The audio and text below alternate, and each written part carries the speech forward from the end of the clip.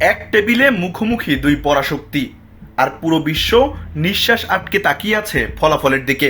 দীর্ঘ ২১ ঘন্টার রুদ্ধতার বৈঠকের মধ্যেই বিশ্বজুড়ে তৈরি হয় থমথমে পরিস্থিতি। সবার দৃষ্টি ছিল পাকিস্তানের রাজধানী ইসলামাবাদের শান্তি আলোচনার দিকে, যেখানে মুখোমুখি বসে ইরান ও যুক্তরাষ্ট্র। যুদ্ধ পরিস্থিতি কোন দিকে পৌঁছাবে, দুই দেশ কি শেষ পর্যন্ত সমঝোতায় পৌঁছাবে, এসব প্রশ্ন ঘিরে বাড়ছিল উদ্বেগ। তবে দীর্ঘ আলোচনার পরও কোনো সুরাহা না হওয়ায় হতাশা আরো গভীর হয়েছে। রোববার সকালে ইসলামাবাদে অনুষ্ঠিত এক সংবাদ সম্মেলনে মার্কিন ভাইস প্রেসিডেন্ট জেডি ভ্যান্স জানান, টানা ২১ ঘন্টা আলোচনা হলেও এখনো কোনো চুক্তিতে পৌঁছানো সম্ভব হয়নি।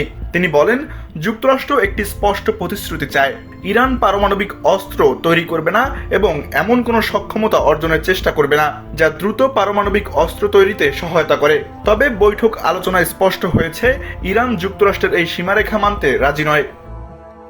শনিবার বিকেল থেকে শুরু হয়ে রোববার পর্যন্ত টানা এই আলোচনা চললেও শেষ পর্যন্ত তা ফলপ্রসূ হয়নি। ইরান কোন প্রস্তাবগুলো প্রত্যাখ্যান করেছে সে বিষয়ে বিস্তারিত প্রকাশ করতে চাননি জেডি ভ্যান্স। তবে তিনি উল্লেখ করেন, আলোচনার ব্যর্থতার জন্য পাকিস্তান দায়ী নয়, বরং দুই দেশের মধ্যে দূরত্ব কমাতে আন্তরিক চেষ্টা করেছে তারা। সমঝোতা না হওয়ায় যুক্তরাষ্ট্র এখন পাকিস্তান ছাড়ার পরিকল্পনা করছে। এই অচল অবস্থা বিশ্ব পরিস্থিতিকে আরো অনিশ্চয়তার দিকে ঠেলে দিয়েছে। ভবিষ্যতের সংঘাত কতদিন চলবে বা কবে শেষ হবে তা নিয়েও এখনো কোনো স্পষ্ট ইঙ্গিত পাওয়া যায়নি, ফলে উদ্বেগ থেকেই যাচ্ছে।